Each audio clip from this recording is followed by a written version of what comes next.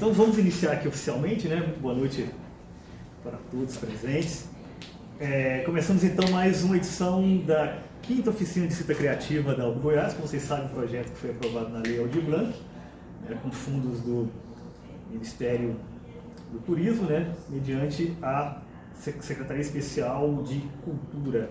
E hoje mais uma data especial, né? Com um palestrante que já esteve conosco em outras ocasiões, né? Sempre muito bom, sempre muito didático, muito erudito, né? Que é o poeta, escritor, contista também, né? Participou recentemente de um livro que eu tive o prazer de participar também, que é o Cidade Fundada, que é o segundo volume de um projeto, né? Muito interessante, encabeçado pelo Adalberto Schneider, que neste número em particular, né, nessa edição em particular, você está trabalhando com a Fernanda Marra, né, poeta também, tem uma obra bem interessante. E é isso, James. Então vamos falar hoje sobre conto especulativo, né? Então passo a palavra para você e agradeço muito a sua presença. Obrigado, Ademir. Boa noite, pessoal. Boa noite a todo mundo. Obrigado pelo convite novamente ao Goiás. Mais uma vez aqui. É a terceira vez esse projeto das oficinas, né, de escrita criativa. E eu pretendo fazer a condução da seguinte maneira. Eu vou apresentar algumas situações, e das situações que eu vou apresentar, vou chamar a atenção como se suscitasse a vocês a possibilidade de imaginar essas situações no sentido algo assim prático, que vocês estivessem com a expectativa de produção de uma narrativa ficcional especulativa. E aí, mediante essas situações que eu vou apresentar e suscitar que imaginem, pensando na possibilidade de produção, na sequência eu comento alguma coisa mais especificamente objetiva à ficção especulativa. E será esse o nosso primeiro momento, até o momento do próximo encontro, dia 16, né? Isso, exatamente. Até o momento do próxima terça, né? Na próxima terça-feira, quando faço continuidade dessa discussão. Então, na primeira situação, eu vou utilizar um princípio que, em termos de produção e de discussão acerca da narrativa de ficção, tanto faz se especulativa ou não, a meu ver, é bastante produtivo. Eu chamo de a personagem pelo começo. Então, como começo, aliás. A personagem como começo seria para que se pensasse acerca da leitura e da produção de narrativa ficcional que tivesse em foco esta figura. Então vamos começar assim. Vamos começar procurando imaginar uma mulher jovem. Você procura imaginar uma mulher jovem e, nos termos atuais, procura imaginar que essa mulher jovem é parda e procura imaginar que, em sendo parda, ela mais ou menos semelha uma mulher indígena, mas ela não é indígena, ela é uma mulher parda e mais ou menos semelha a uma mulher indígena. Não é nada estranho à nossa cultura, você consegue pensar nessa figura. Então, nesse procedimento de descrição, e que a partir do princípio definimos, né, temos o caminho de uma possível personagem,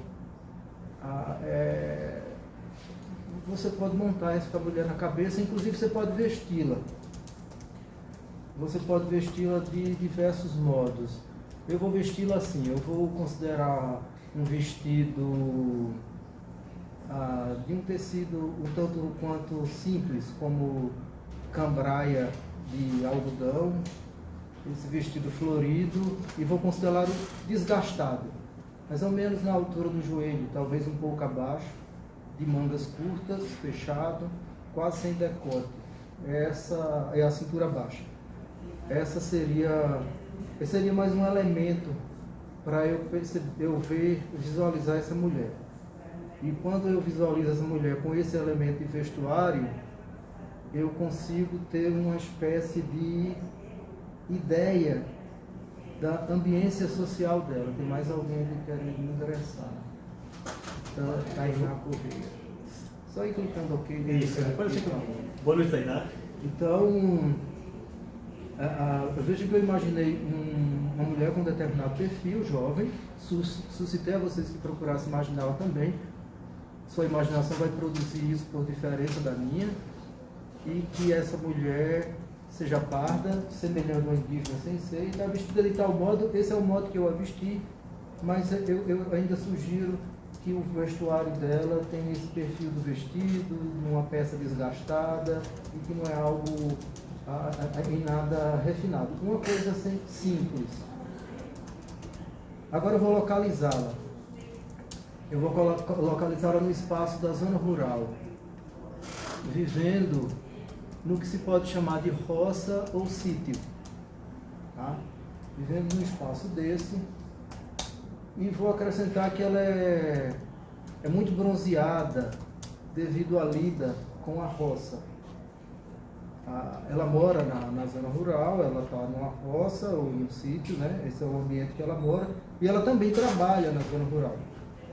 Vamos colocar aí uma fazenda na proximidade da moradia dela, e aí seria um espaço maior de trabalho, e por essa forma de trabalho no campo, ela, além da pele, como eu descrevi, ela é muito bronzeada. Agora eu quero ter mais um elemento que vai sugerir um tanto de subjetividade. Na perspectiva de cada qual de vocês, considere essa jovem mulher muito bonita. E não tenho mais nada a dizer a respeito disso. Porque seria uma descrição de muito se alongar. Então, na perspectiva de cada qual de vocês, considere essa mulher muito bonita. Eu quase montei uma personagem. Na verdade, em termos sintéticos, eu montei uma personagem. Essa personagem serve para diversos tipos de ficção. Essa personagem não é estranha, ela não me parece estranha, ela me parece uma figura um tanto quanto comum do mundo como nós o conhecemos. Ela não é nada aberrante, né? Não é nada muito esquisita na cultura brasileira, sobretudo em algumas culturas ela poderá parecer uma figura bastante estranha, mas não é o nosso caso. Aí eu vou pegar essa personagem e vou colocá-la numa situação. Ao final vocês vão observar onde quero chegar. A personagem ficou grávida. Essa figura ficou grávida. Ela sabe quem é o pai. Ela ficou grávida, ela não é casada e ela sabe quem é o pai. O pai é o amante dela. Ela tem um amante, então, no sentido de pessoa que se encontra às escondidas. Mas ela não é casada, nem o cara é casado. Ela não tem nenhum outro tipo de relacionamento que a gente possa entender como compromisso, nem ele. Então a relação é dada como essa relação de amaziante, porque acontece de maneira sorrateira, às escondidas. Vamos complicar um pouco. Vamos imaginar um pouco o cara, já que esse cara entrou em cena, então vamos imaginá-lo um pouco. Ele é o filho do patrão dela. Eu havia dito que ela trabalha numa fazenda. Então ele é o filho do fazendeiro, que é o patrão dela. Esse é o cara. E não temos mais nada sobre ele. Ele é o filho do patrão. Você pode imaginá-lo como quiser, detalhá-lo fisicamente. Eu me concentrei apenas nela. E você pode imaginar, inclusive, o pai dele, o tal patrão, que aparece aí mais terciariamente, e ele é secundário, o tal amante. Agora vamos complicar um pouquinho mais. Nós temos elementos de problematização. E até aqui, nada é muito esquisito não, tá? Tá tudo assim, muito normal, parecendo que eu estou contando sobre a vida de alguém. Ela vai contar à mãe e ao pai que está grávida. E quando ela conta, ela nada vai dizer a respeito do pai. E não vai haver muita conversa. A mãe e o pai não são... Ela não vai dizer nada a respeito de quem é o pai da criança. A mãe e o pai não são de muita conversa, de muito diálogo. Pessoas simples e também brutalizadas pela vida, que vivem ali no meio rural, também trabalham na fazenda, têm o mesmo patrão, o mesmo fazendeiro. A mãe despreza a situação, a mãe dela. Ela é desprezada de imediato pela mãe. Agora o pai faz algo, vamos dizer assim, mais grave, vamos considerar essa figura.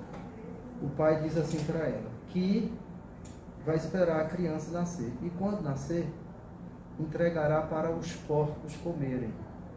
Então o pai tem uma criação de porcos, provavelmente pequena, mas tem uma criação de porcos. E entregará a criança aos porcos comerem. Você pode pensar em vários efeitos que isso repercute na tal jovem mulher que é bela e é parda, com vários sentidos que foram incutidos no Brasil, morena, mulata, cabocla, coisa da espécie. Ela se assusta de fato. Vamos dizer que ela se assusta de fato. Vem a lembrança dela, vou colocar uma lembrança aqui para ela. Ela tem a lembrança de que um dia, não faz muito tempo, mas ela era mais jovem há alguns anos, tinha talvez 18, 17. Estou imaginando que ela tem 20 anos, mas eu não sei a idade dela. Que um dia ela encontrou um braço de uma criança com um bracelete, uma criança pequena, talvez 3 anos, na pocilga do sítio do pai. Então ela confia mesmo que o pai fará aquilo, que se ela tiver a criança, ele vai entregar os porcos para os porcos comer. Agora vamos fazer uma ligeira digressão, né? Naquela forma de a gente contar as narrativas, em que a gente se desloca do que está sendo contado para dizer outras coisas. A gente pode ir para o passado, pode fazer uma série de reflexões e depois voltar exatamente para o ponto que estava. Então, nessa ligeira digressão, ela tem essa lembrança. Primeiro, ela ir para o passado. Ela tem a lembrança de encontrar um braço de criança com um bracelete. E ela tem uma série de sentimentos que se produzem nela. Já tem gente mostrando que conheceu uma história assim que o pai conheceu. Sim, Daiane. Então, ela tem uma série de sentimentos provocados pela ameaça do pai, e ela sabendo que é uma ameaça com uma grande possibilidade de garantia. Reforço, um dia ela encontrou um braço da criança na pocilga do pai com um bracelete. Não era possível que estava com um bracelete, era o braço da criança. Enfim. Agora a gente volta, e ao voltar a gente dá um salto no tempo. Ela vai dar à luz. Então imagina aqui mais ou menos uma casa de sítio, de roça. Não é muito difícil de imaginar isso, uma casa simples. E aqui à frente está todo o ambiente da roça ou sítio. Vamos colocar algumas coisas aqui. Vocês podem preencher como vocês quiserem. Eu vou preencher assim. Tem um algodoal, não é muita coisa, mas tem. Tem um milharal, não é muita coisa, mas tem. Tem um canavial, também não é tanta coisa, e tem um feijoal. Mais especificamente, o milharal, o algodoal e o canavial não estão aqui à toa. Eles são elementos de motivação, então eles não estão à toa. São culturas de uma certa altura. Tá? Eles fazem quase que uma barreira quando cresce bastante. Já o feijoal não, ele é baixo, mas o território é mais lamacento. E o território de cultivo. Ela precisa fugir. No que ela precisa fugir, alguns sentimentos estão passando na cabeça dela. Bom, vocês podem imaginar à vontade. Eu estou imaginando assim, que ela não quer ter a criança é rejeitada pelo pai, né, o amante, é rejeitada pelo pai dela, da jovem moça, e pela mãe dela, a própria jovem moça. que sequer sabem quem o pai é o amante, sequer sabia que a filha tinha um amante, não devem desconfiar de alguma coisa, porque afinal de contas ela ficou grávida. Então é toda essa situação. Então ela quer matar a criança, ela precisa se livrar da criança, mas ela quer matar a criança ela mesma. Tudo que for possível fazer, ela fará, desde que não permita que o pai leve a criança para dar aos porcos. Talvez ela queira ter a criança e deixar na porta do pai, que é o amante. Uma boa vingança. Talvez ela tenha esse tipo de sentimento. Então ela vai dar à luz, ela mesma, sozinha. E ela faz o processo e corta com os dentes o cordão umbilical. Aí ela corta e aí ela se meleca todo de sangue, tem placenta e tudo isso. E agora ela vai fugir, ela está muito fraca, né? Fez todo o processo sozinha para dar à luz à criança, coloca a criança no colo e precisa fugir. Ela sabe que o pai poderá dar a criança aos porcos, porque um dia ela encontrou na pocilga do pai um braço de uma criança, quase Rambo, gostei de comentar, essa mulher é quase Rambo. De um braço, uma criança com um bracelete, né? Só o braço. Então ela precisa fugir. E ela não quer olhar para a criança, é assim que eu estou vendo. Ela não quer olhar para a criança porque é perigoso ela começar a amar a criança. Então, se ela olhar a criança, ela pode começar a amar a criança. Isso é extremamente perigoso, afinal de contas ela tem que dar fim. Ela pode se vingar do tal amante, deixar a criança na porta da casa dele, ou ela pode dar um jeito de dar fim à criança que não seja o fim do modo do pai, entregando aos porcos. Ela pode pegar o cordão umbilical e enforcar a criança. Sabe-se lá. Mas ela vai fugir. Complicado, porque ela tem que passar pelo agudoal, pelo canavial e pelo... Eu disse agudoal, um canavial e o que mais? Além do feijoal. Estou esquecendo o agudoal, o canavial e o milharal. Que são altos. Isso. E machucam. Para ela cruzar o caminho, machucam. O canavial e o milharal mais específico. Mais ainda, o canavial machuca bastante. E depois ela vai passar pelo o feijoal, que é onde ela tomba. Eu estou derrubando ela no caminho, né? Ela vai se machucar, vai derrubar a criança e vai se lambuzar toda de lama. É um terreno mais movediço, úmido, molhado, se possível feijoal. Até que ela alcança a cancela. E ela vai abrir a cancela com a criança.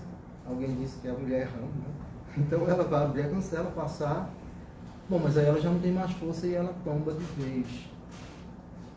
E vai desfalecendo. A criança caiu dos braços dela. E ela, com a visão turva, procurando a criança que berra, ela encontra a energia, sabe-se lá onde, para amamentar a criança. E aí, quando ela amamenta, ela faz tudo que ela tinha dito para si mesma que não faria. Ela olha para a criança, porque se ela fizesse isso, ela poderia amar a criança. E daí, mas ela está muito cansada, muito fraca, toda estrupiada, e ainda por cima amamentou, derruba, solta a criança rola. Daqui a pouco ela começa a ouvir um guincho. E o guincho vai virando um gruído, o gruído vai virando um ronco. Depois ela vai vendo uma imagem grande, pesada, chegando por cima do feijoal e logo passando adiante, atravessando a porteira. A criança está caída, ela não tem mais força, a vista está turva, está se apagando, e o que ela vê é uma grande porca. Conseguiram imaginar essa situação toda?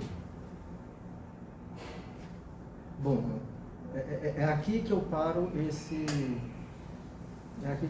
processo.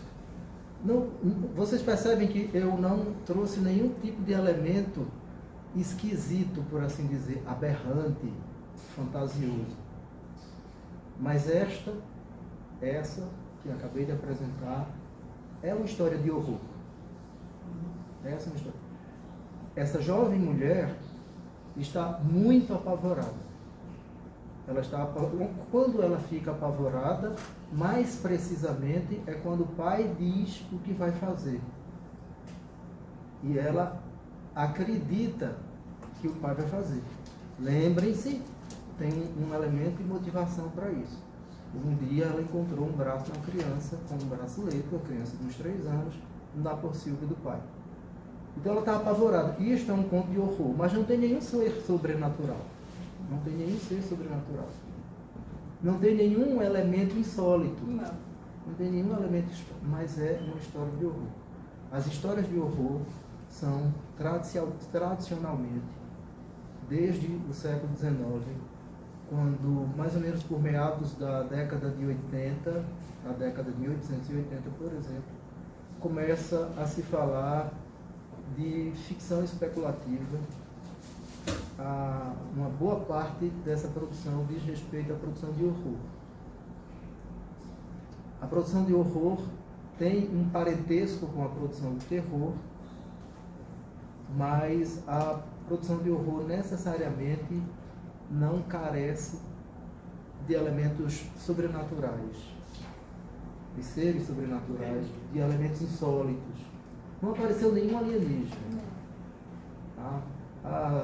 Você pode ir para o folclore europeu e pensar em vampiro, ou coisa, não tem absolutamente nada. Nem seres aberrantes da nossa cultura recente, uma espécie de chupa-cabra, embora ela seja uma mulher e não uma cabra. Não tem absolutamente nada disso. Nada é muito estranho, o território, o mundo rural, etc.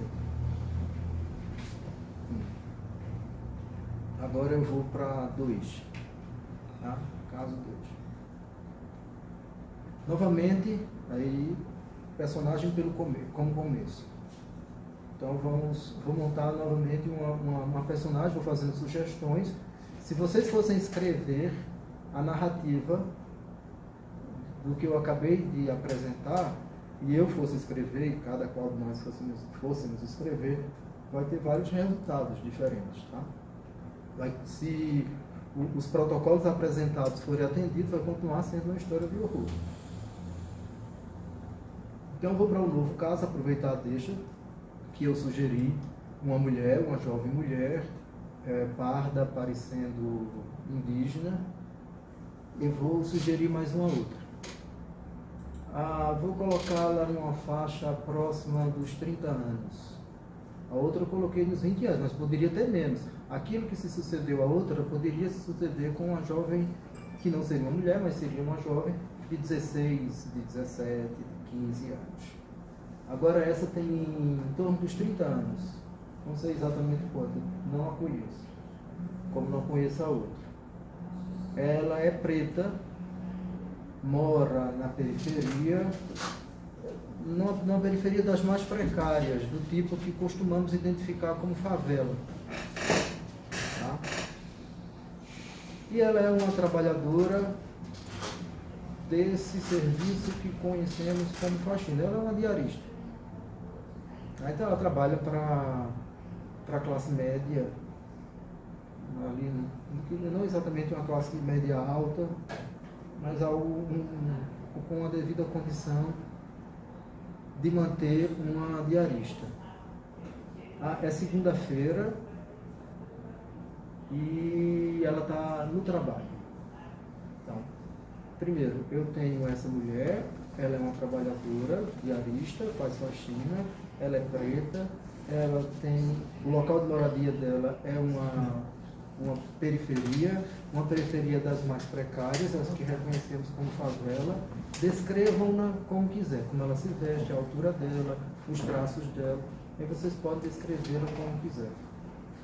E eu a localizei num dia específico, não faz de que mês, de que ano, de que semana, que é uma segunda-feira. Então seria o primeiro dia de trabalho da semana, o dia de branco. Vamos complicar um pouquinho. Ela tem 2 filhos.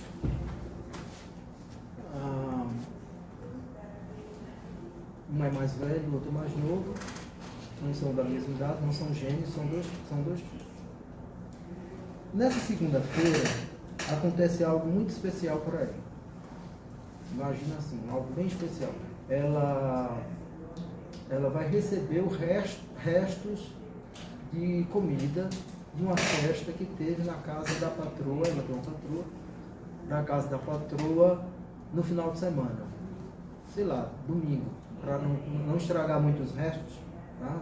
Para não ser no sábado, nem na sexta-feira à noite, vamos colocar a festa no domingo.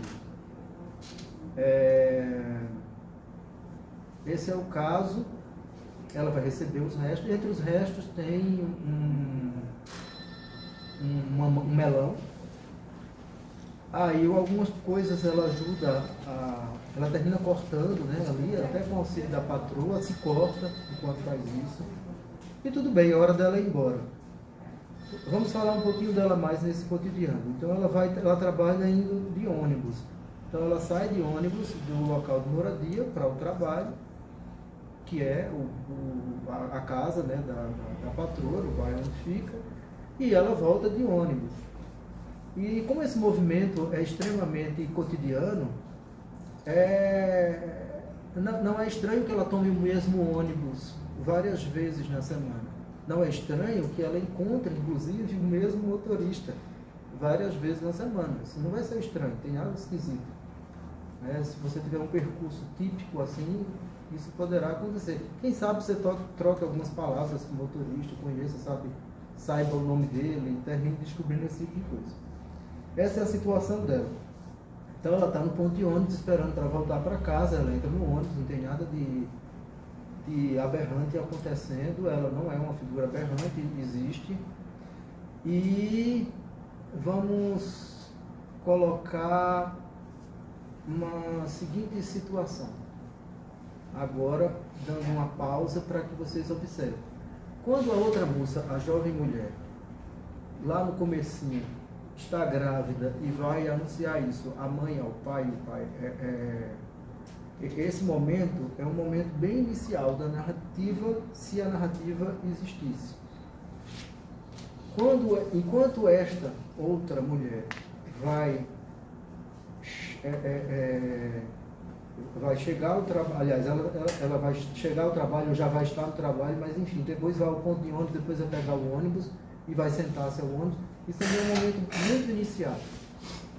Eu preciso de algum tipo de motivação para isso.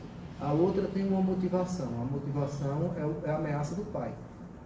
Tudo começa pela ameaça do pai, que vai ser assombrosa, vai causar medo e vai desencadear todos os elementos que eu falei em torno da personagem. O que não vai acontecer com qualquer personagem. Eu preciso escolher bem a personagem. Para começar, eu talvez precise até fazer uma biografia.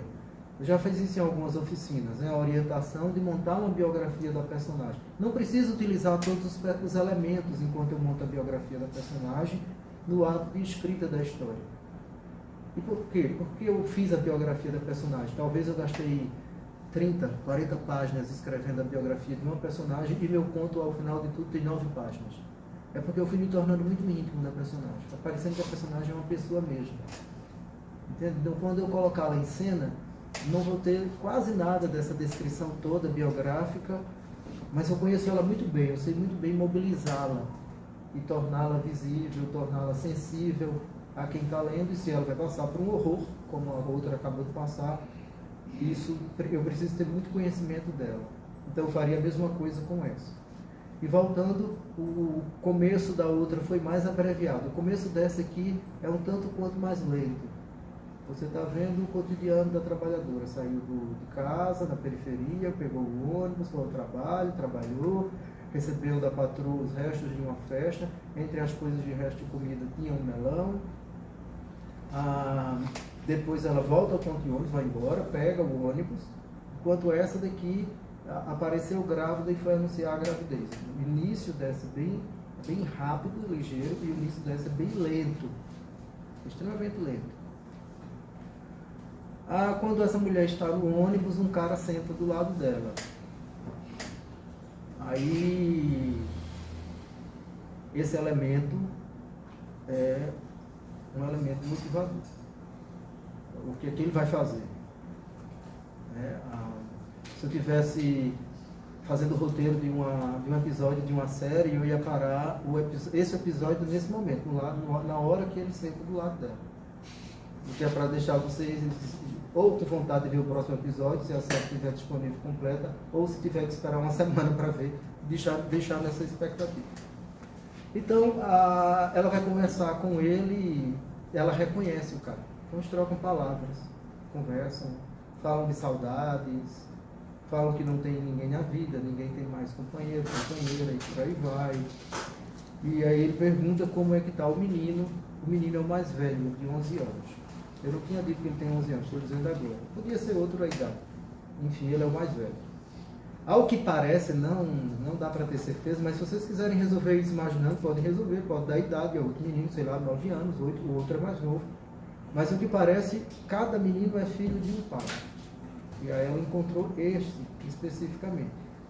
E enfim, se despedem e o cara diz que, por favor, mande um abraço e um beijo para o filho. E assim que ele se levanta, ele saca uma arma e assalta o ônibus. E logo atrás, um comparsa atrás dele, faz voz de assalto, vai passando por todo mundo e tirando tudo que é para tirar das pessoas, mas não tira nada dela, daquela mulher que está lá. E vão embora, ilesos. O que é que vai acontecer? Bom, eu sou uma trabalhadora, diarista, moradora da periferia mais precária, como uma favela. Estou no ônibus conversando com o cara assalta o ônibus com outro cara. Eu estava conversando com um dos caras que, na verdade, o que começa o assalto. Esses caras foram embora e eu fiquei lá no ônibus e eu sou preta. Evidentemente, eu sou cúmplice. Na compreensão da maioria. Então, todo mundo do ônibus parte para cima dela. Pode ser que o motorista intervenha, o motorista conhece. Lembra do motivador que eu utilizei? Ela faz o mesmo percurso sempre, então o motorista conhece, já viu, pode ser que ele tome partido dela, mas é só um motorista, não é mais ninguém. É só mais um trabalhador na mesma linha de sempre. E aí vocês podem produzir de imaginação o que acontece com essa mulher dentro deste ônibus. Isso é uma outra história de horror. Não tem nenhum elemento fabuloso, fantástico, fantasioso. Não tem nenhum ser sobrenatural. Não tem nenhum nada insólito. A mulher da primeira situação, aquela jovem mulher, se chama Umbelina. Tá? Umbelina é a personagem protagonista de Os Porcos, vocês podem tomar nota. Os Porcos é um dos contos de Ânsia Eterna, que é uma coleção de contos de Júlia Lopes de Almeida, 1993. A mesma Júlia Lopes de Almeida que participou do processo de criação, construção da Academia Brasileira de Letras, mas não pôde ser membro. Na verdade, ela basicamente idealizou a academia toda com Machado de Assis, não pôde ser membro, porque os acadêmicos se decidiram pelo regimento francês que não permitia mulheres até chegar ao momento de Raquel de Queiroz, muito tempo depois. Então, é de 1903 o conto. Tá? Chama Os Porcos. É domínio público. O outro caso, alguém comentou aí rapidamente, que reconhecia a história muito parecida de Conceição Evaristo. Sim, trata-se do conto Maria. A personagem, inclusive, se chama Maria, é homônima ao título do conto. Né? É 2014 a publicação na coletânea Olhos d'Água. São histórias de horror. Tá? Essas são histórias de horror. Esse é um modo de especulação. Existem protocolos narrativos diversos que são de todas as formas de narrativas ou estilos para conduzir isso. Eu vou voltar a um ponto que comentei há pouco. Júlia Lopes de Almeida inicia Os Porcos dizendo que Umbelina era assim assada Isso é muito ligeiro, para logo dizer que ela dá um informe de que estava grávida e já na sequência dizer que o pai fez ameaça. E daí vai vir todo o protocolo de descrição de paisagem, de descrição de sentimentos, que correspondem a uma espécie de prática estilística comum entre o romantismo tardio e o naturalismo. O conto é muito breve, os povos, mas se você fosse reescrevê-lo hoje em dia, com a economia da descrição paisagística da parte da Júlia Lopes de Almeida, ele poderia ser umas 3 ou 4 vezes mais breve. Tá? Ela não veste a umbelina, eu que investi a umbelina. Ela dá outros tipos de elementos. Então, observem assim, eu vesti a umbelina de um modo que, antes mesmo de eu anunciar onde ela vivia e quais eram as condições de vida dela, já se pudesse prever isso pelo tipo de vestido, sobretudo estando desgastado, roto, esse tipo de coisa. Então já dava para mais ou menos ter uma perspectiva social da umbelina. Essa era a minha intenção. Depois que eu monto mais ou menos a personagem, eu montei uma personagem de maneira abreviada porque eu estou pensando num conto, que é uma narrativa breve. Talvez eu precisasse mais elementos se eu fosse colocar essa personagem num romance. Então eu fiz isso abreviado. Eu localizei, no ato seguinte, eu localizei a umbelina. Para localizar a umbelina, eu terminei evocando mais personagens. E quando eu evoco as personagens, essas outras personagens, porque vão interagir com Umbelina, impulsionam motivações narrativas para ela. Um cara que é amante, o pai do amante que é o fazendeiro, que é patrão dela, um pai que ameaça pegar o próprio neto e dar para os porcos comerem, uma mãe que dá de ombros para a situação dela e, além de dar de ombros, reprova. Quando, além de colocá-la num ambiente, num espaço específico, convocar outros personagens, essa interação entre ambiente e umbelina, ambiente e outras personagens é muito imbricada.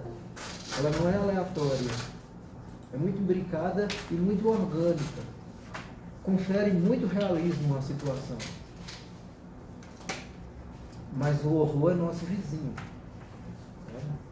O horror, nós o conhecemos bastante. Esses horrores que apresentei, eles são horrores da ordem familiar, no caso, e da ordem social, no outro caso. E eu digo familiar no sentido apenas de distinguir o horror de Umbelina em relação ao horror sofrido por Maria. Afinal de contas, família é uma instituição também social. Então, essa distinção. Se eu pensasse em um jovem rapaz, ou um rapaz um moço em torno dos 30 anos de idade, no primeiro caso um rapaz em torno dos 20 e no segundo em torno dos 30, tudo desmorona tudo, tá? Nada do que eu pensei, vocês observem como as personagens são orgânicas ao que eu suscitei imaginar. Se eu substituir Umbelina por um moço, e se eu substituir Maria por um homem, colocá-los na faixa etária semelhante, dentro mais ou menos do campo, dentro mesmo do âmbito social e etnia, tudo se desmorona. Não dá certo. Não vai dar certo. Se eu colocar menos idade, bem menos, e até a infância, até a adolescência dá certo, mas abaixo da adolescência não dá certo mais para Umbelina nem para Maria. Se eu subir demais a idade de Umbelina, a mesma coisa, não vai dar certo. Eu posso subir um pouco mais ou baixar um pouco mais a idade de Maria, mas nem tanto, nem para tão pouco, nem para tanto. Se eu colocar Maria com 20 anos, vai ser muito aberrante ela ser mãe de um menino de 11 anos. Porque significa que ela teve um filho aos 9, né? Então seria muito aberrante. Provavelmente não fosse possível, poderia até ser. Provavelmente não sobrevivesse. Então é tudo muito orgânico em cada elemento. Os elementos não aparecem à toa. Tá? Os elementos não aparecem à toa. É como no conto, não é um conto não é propriamente um conto de horror, tá? É um conto do Raduan Assar. Esse conto foi escrito durante a década de 70, mas ele foi publicado na coletânea correspondente em 1996. O conto se chama Hoje de Madrugada. Na verdade, a coletânea é quase toda escrita na década de 1960 e 3 contos na década de 1970 e publicada como coletânea em 1996. A coletânea se chama Menina a Caminho. O conto se chama Hoje de Madrugada. Depois procure o conto, é fácil de vocês acharem, vocês podem ter acesso à obra do Raduan muito facilmente. E o Raduan, como Conceição Evaristo, de certo modo, Júlia Lopes de Almeida, embora a Júlia Lopes fosse tem uma obra mais extensa, mas enfim, o Raduan e a Conceição não são autorias de obras extensas, são de obras mais breves. Enfim, vai ao conto, lê o conto e observa um elemento motivador, que é a porta. Tá? Vai aparecer a palavra porta 2 vezes. No primeiro parágrafo e no último. O conto é curto, bem curto. Sei lá, não é edição normal desses formatos de livro, licença. Essa aqui até é mais maiorzinha nesse formato. Talvez aqui desse umas 4 páginas, 4,5. A edição mais típica, que é um pouco menor que isso aí, daria umas 5 páginas, dependendo do tamanho da fonte, enfim. Eu sei que em A4, porque eu transcrevi o conto todo para algumas aulas, dá 3 páginas. Então é um conto curto. É um conto bem curto. E nesse formato mais básico, ele daria umas 5 páginas, mais ou menos, né? Nesse formato que fica mais curto. Então estou com ele aqui. Hoje de madrugada. Porta, primeiro parágrafo, porta, último parágrafo.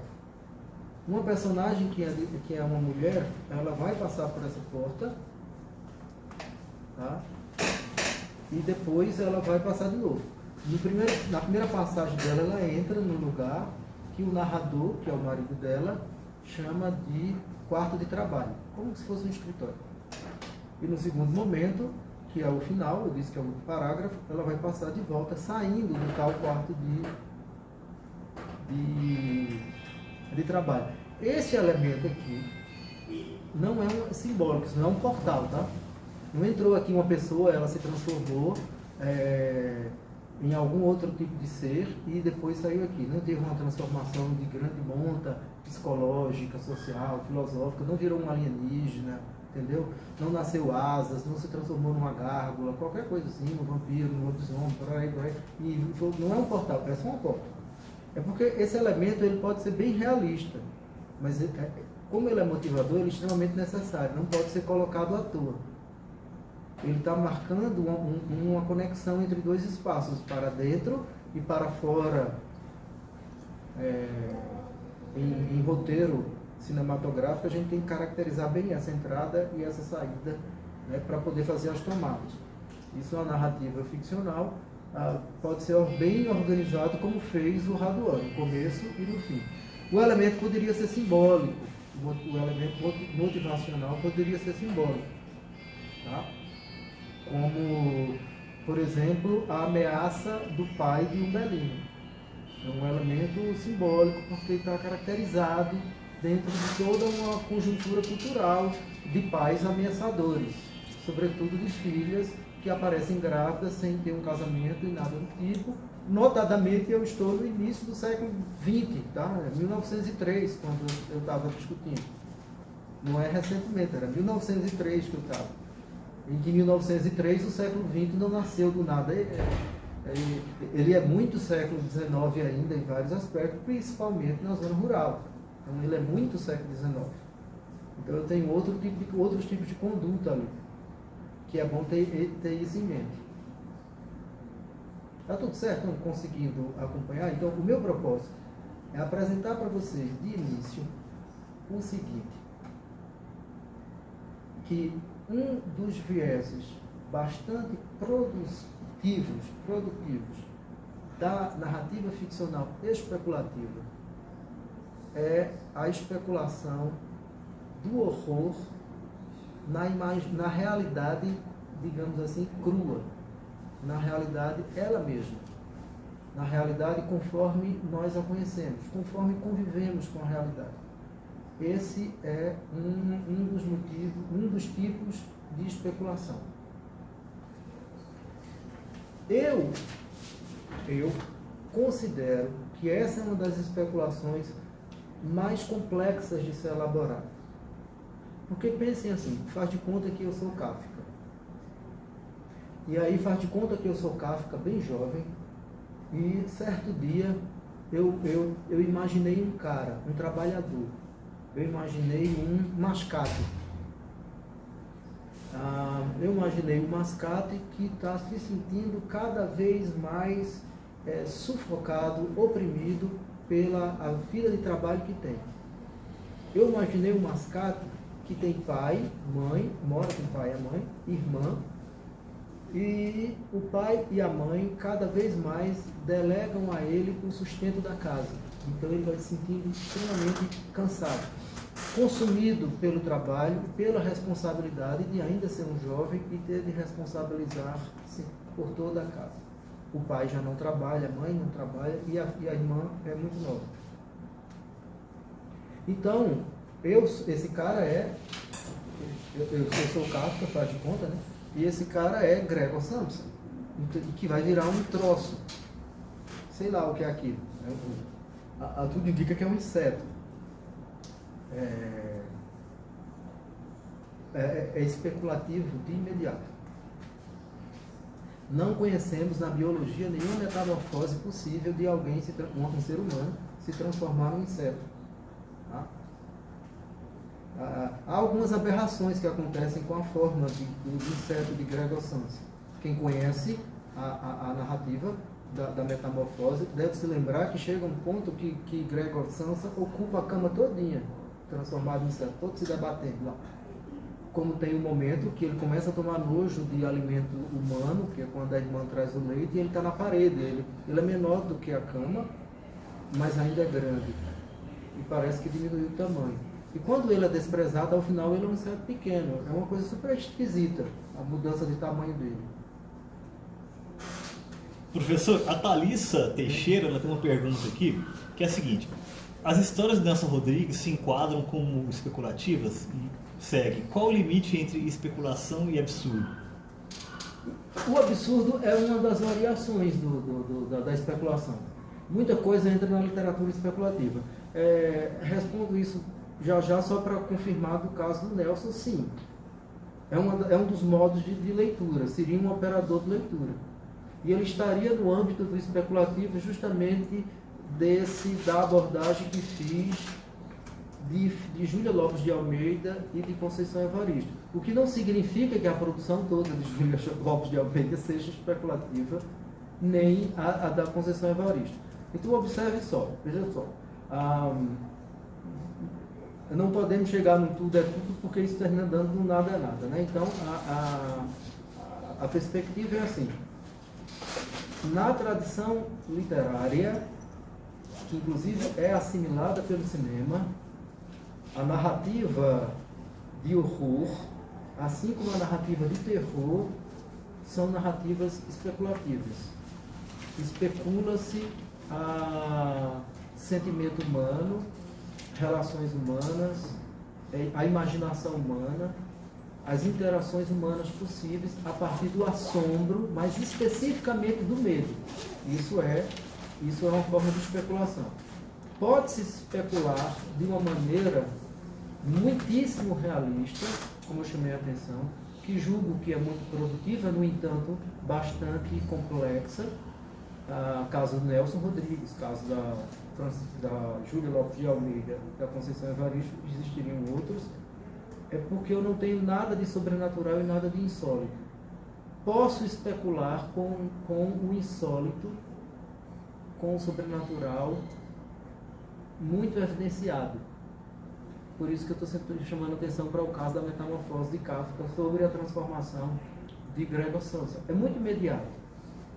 De imediato eu estou dentro do universo especulativo, que mais semelha no âmbito fantástico. Eu estou diante de um ser completamente insólito. Tá? Completamente insólito. Já a literatura do absurdo, que é definida comumente num outro lado da literatura especulativa, não raro se aproxima dela, para não dizer que são equivalentes ou que uma é variante da outra. Eu vou pegar um caso. Campos de Carvalho em Púcaro Búlgaro. Aqui o Campos de Carvalho pega um cara que vai organizar uma expedição para provar que a Bulgária não existe. E ele vai reunir pessoas como a diarista, um mendigo, ele reúne um tanto de gente, não me lembro a quantidade, agora tem muito tempo que eu li o Púcaro Búlgaro, então retomei a leitura depois, e eles vão se reunir no apartamento desse cara, de onde eles nunca vão sair, na expedição para provar que a Bulgária não existe. Entende? Até a finalidade absurda é nonsense. O que não acontece em todos os casos especulativos. Assim, muito da literatura nonsense é muitas vezes tratado como especulativo. Mas, em geral, a literatura especulativa, como é o nome de quem perguntou isso? Alissa. Em geral, a literatura especulativa não produz narrativas nonsense, o que acontece normalmente no absurdo. O intento de reunir um grupo de pessoas mais aleatórias, que não são expedicionários, não são geógrafos, não são turistas profissionais, não são especialistas, não são biólogos, eu junto as pessoas mais aleatórias, para provar que um país não existe, porque pouco se fala dele. Inclusive, é uma chacota sobre o futebol a respeito da Bulgária, de uma única participação em Copa, à época da escrita do conto, no final da década de 50, que é o caso do Púcaro Búlgaro para o Campo de Carvalho. Então, a finalidade não tem o menor sentido. E ela não pode ser produtiva. E pior ainda, como a expedição é conduzida, sem sair de dentro do apartamento. Não vou dizer que não sair do país, é mais grave, não se sai de dentro do apartamento. Essa narrativa, o Campos de Carvalho, um escritor brasileiro que eu penso que deveria ser mais lido, mas não existe muito gosto de público e nem de crítica no Brasil para o absurdo. Não existe muito gosto. A não ser quando o absurdo tem algum tipo de relação mais existencialista, como é o caso do Camus, que nem brasileiro é francês. Pode falar. Nas duas histórias que você narrou aí, o horror ele é sugerido ou ele é descrito? Nas histórias que eu não li as histórias, ele fica na imaginação do leitor ou ele é descrito na história? Os eventos se desenrolam ao ponto da mulher ser massacrada num ônibus ou coisa do gênero, alguma coisa assim? Ou fica só na sugestão? Se desenrola lentamente, no caso de Maria, que é até um conto mais breve, porque a capacidade de produzir isso da parte da Conceição Evaristo é muito de chamar a atenção, porque ele é um conto mais breve do que Os Porcos. Mas o procedimento para até chegar ao desenrolar do horror, que é descrito, muito bem colocado, eu posso nome? Luiz. Ele é descrito, ele é apresentado, o horror é apresentado, para você senti-lo da maneira mais vicária possível, na sua própria pele, sem estar ali. Até chegar lá é muito lento. Os Porcos é um conto mais extenso e, diferentemente do que se poderia esperar, é mais acelerado. Há um certo retardamento, mas é estilo bem da época mesmo, de apresentar demais a paisagem, de apresentar tudo no sítio ou roça, entende? Essa coisa que é comum no final da literatura do século XIX, início do XX no Brasil, que tem uma estética de romantismo tardio e uma parte de estética naturalista, ou às vezes realista. Isso é bastante comum. Aí se perde um pouquinho de tempo, por assim dizer, aí. Mas a partir do momento que Umbelina vai dar à luz e vai fugir, É tudo muito acelerado. É tudo muito acelerado até o final. E descrito. É quase como se você estivesse vendo o pai dela a perseguindo, mas ele não está a perseguindo. É quase como se você estivesse vendo isso. E a chegada da porca, eles dão um parágrafo inteiro da porca chegando. E a gente vai termina que a gente vê uma espécie de javali, porque também é uma certa valoração, por conta do medo. O medo é muito valorizado lá. Né? O que vai acontecer com a Maria, quando a situação do medo vai acontecer, ela é tão terrível que ela vai ser extremamente condensada. Ela vai ser bem condensada. Tudo foi muito lento, mas essa situação vai ser bem condensada. Mas é descrito, não é sugerido. É para o horror ficar de fato caracterizado, a ponto de a gente poder dizer que se trata de uma especulação. No caso, para voltar ao caso de que Thalissa comentou, bom, isso aqui tudo tem sentido, é muito orgânico, tal, como eu falei. O que comumente acontece, o absurdo, é não ter senso. Né? Ou produzir senso e não fazer sentido, só se quisesse entender mais ou menos assim. Mas eu vi alguém, por exemplo, citar o caso de Murilo Rubião. O Luciano Alberto de Castro, ele pergunta. Como você citou a abordagem especulativa na obra de Veiga e Murilo Rubião? O Murilo Rubião e o Veiga, esse caso do insólito. É quando a especulação é muito evidente. Entende? A especulação. Um dos meus contos preferidos, Teleco, o Coelhinho. Quem vê o título desse conto pensa que se trata de um desenho animado, né? Assim, vamos combinar, né? Teleco, o Coelhinho. O conto é horrível, né? O conto é feio. O Teleco é basicamente do mal, né? Primeiro como... Perna longa, então. Como o Gaspar encontra o Teleco na praia, né? O Teleco tá surrupiando grana das... Ele é um coelho, tá, gente? Ele é um coelho mesmo, coelho. E o Gaspar é um colecionador de selo. Ele encontra o Teleco na praia, o Teleco fuma, o Teleco está roubando as pessoas.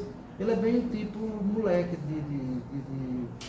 de rua que terminou se marginalizando por ser marginalizado, enfim, ele é bem esse tipo. E ele vai levar para casa. Pronto. É esse ponto. Presta bem atenção. O cara encontrou um coelho. Que tem mais ou menos a estatura de uma criança de uns 10 anos de idade na praia, que estavam roubando as pessoas e fumando. E ele leva esse coelho para casa porque ele quer educar o coelho, ele quer transformar o coelho em gente. Né? Porque aquilo não é um tipo de cultura. O menino ele tem uma compreensão de que o menino é violentado pela estrutura social, beleza, do certo. Mas é um coelho. Entende? Então esse elemento é muito insólito para o caso da questão do Luciano. Coisa semelhante que é muito semelhante de encontrar no Veiga. A Adna pergunta aqui, professor, aproveitando o ensejo, e Sonho de um Homem Ridículo, Dostoiévski? É dubitável, eu não sei dizer. Aí sim cai no que o Luiz chamou a atenção ali. Pode ser uma coisa sugerida. Pode ser uma coisa que a sua leitura poderá ver assim, mas não dá para ficar assim muito evidente. Até porque a gente não sai enquadrando tudo não, tá? A gente tem alguns tipos de perspectiva. A minha é que, primeiro, existe uma compreensão do especulativo mais imediato. Ele tem um elemento sólido, ele tem um elemento sobrenatural. O próprio elemento insólito ou sobrenatural tem uma carga de horror ou mais de terror já garantida. Tá? Embora nem tudo vai ser terror e horror, isso é só um foco que eu estou dando. Enquanto que os elementos realistas não, depende de um tipo de condução e um conjunto de escolhas que eu faço. Tá? Isso é bem caracterizado. O caso do Teleco, do Coelhinho, embora a questão seja muito social, também tem uma série de ridicularizações para transformar o procedimento em cômico. Assim, o viés pode ser político, etc. Mas nem em todo caso, principalmente os mais realistas, vão dar esse tanto de evidência. Thalissa, de novo, pode falar. Deixa eu ver se eu leio aqui.